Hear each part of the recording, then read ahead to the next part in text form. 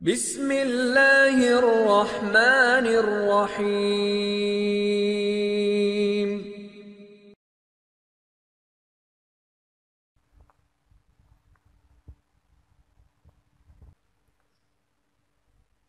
आज का सवाल ये है, क्या गलती होने पर सलातो तस्बीह में भी आम नमाज़ों की तरह सजदा सहू किया जाएगा?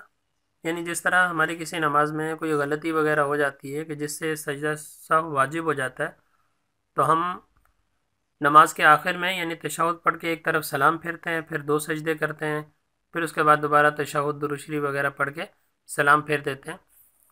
तो आया सलातो तस्बीह में अगर कोई गलती हो जाए तो यहाँ भी सजदा सहू वाजिब होगा या नहीं होगा?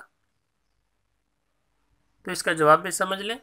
आम नमाज़ों की तरह अगर सलातो तस्बीह में भी कोई वाजिब गलती से रह जाए या कोई और ऐसी सूरत पेश आ जाए जिसमें सजदा सहू वाजिब होता है, तो इस नमाज यानी सलातो तस्बीह में भी सजदा सहू वाजिब होगा।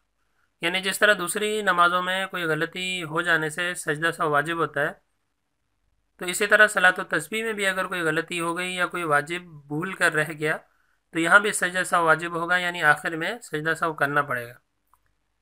अलबत्ता इसका ख्याल रहे कि सजदा सहू में दोबारा तस्बीहात नहीं पढ़ी जाएंगी, क्योंकि इस नमाज में 300 मरतबा तस्बीहात से ज़्यादा पढ़ना साबित नहीं।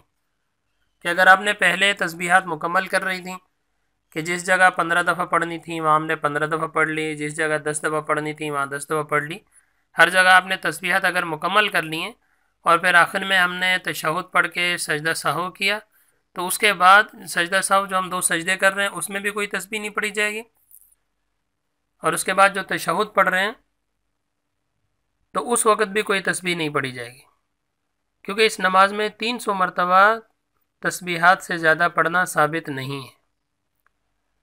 अलबत्ता किसी जगह की तस्बीहात अगर रह गई हों किसी रुकन में या कम पढ़ ली हो और अब तक वो तादाद पूरी न की हो, तो उसे सजदा सहू में पूरा कर सकते हैं। अगर कोई तस्बीहात पहले रह गई थी रुकू में या किसी सजदे में या किसी जगह पे, वो अगर और अगले रुकन में पूरी नहीं की, हालांकि पूरी करनी चाहिए थी, तो उन तस्बीहात को यहाँ सजदा सहू में मुकम्मल किया जा सकता है, वगरना यहाँ सजदा सहू में तस्बीहात दोबारा से नहीं पढ़ी जाएंगी।